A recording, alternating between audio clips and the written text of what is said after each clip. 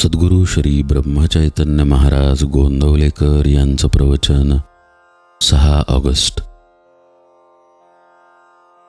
भगवंताचा आनंद हा निरुपाधिक असतो.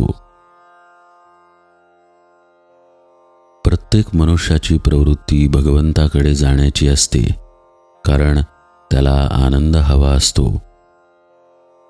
मनुष्याला आनंदाशिवाय जगता येत नाही. पण सध्याचा आपला आनंद हा नुसता आशेचा आनंद आहे. तो काही खरा आनंद नाही.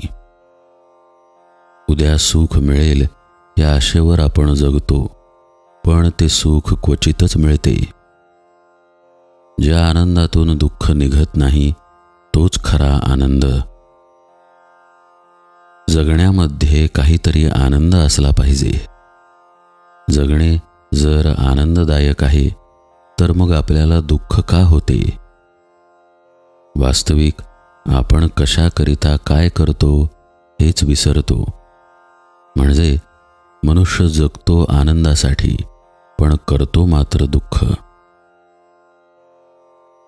दारूचा आनंद हा दारूची धुंदी आहे तोपर्यंतच असतो.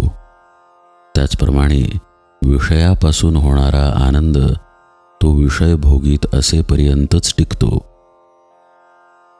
दृश्य वस्तू ही सत्य नसल्यामुळे ती अशाश्वत असते. अर्थात तिच्यापासून मिळणारा आनंद हा देखील अशाश्वत असतो. आपण जगामध्ये व्याप वाढवतो तो आनंदासाठीच वाढवतो, पण भगवंताच्या व्यतिरिक्त असणारा आनंद हा कारणावर अवलंबून असल्याने ती कारणे नाहीशी झाली की तो आनंद पण मावळतो. यासाठी तो आनंद अशाश्वत होय.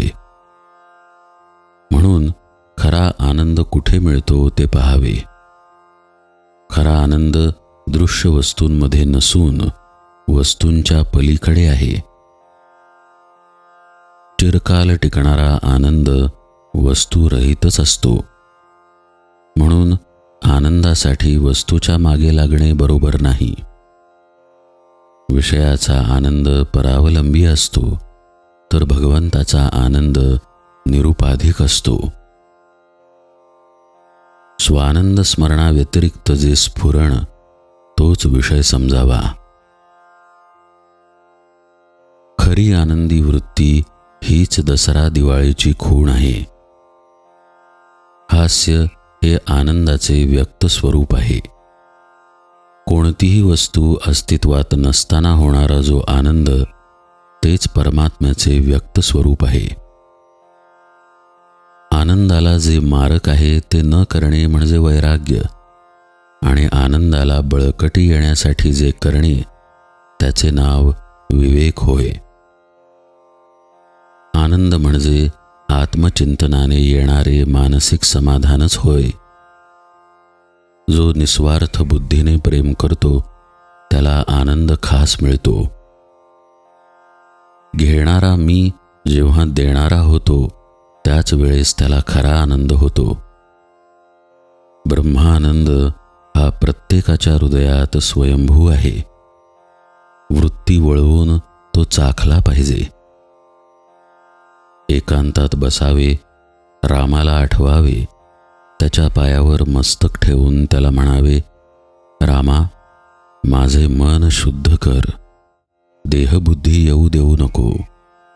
तुझे चरण, तुझे हास्य मला सदा पाहू दे. तू माझ्या मस्तकावर वरदहस्त ठेव. रामाला प्रेमाने आळवून राम परमानंद स्वरूप आहे असे जाणून त्याच्याशी अनन्य होऊन राहावे.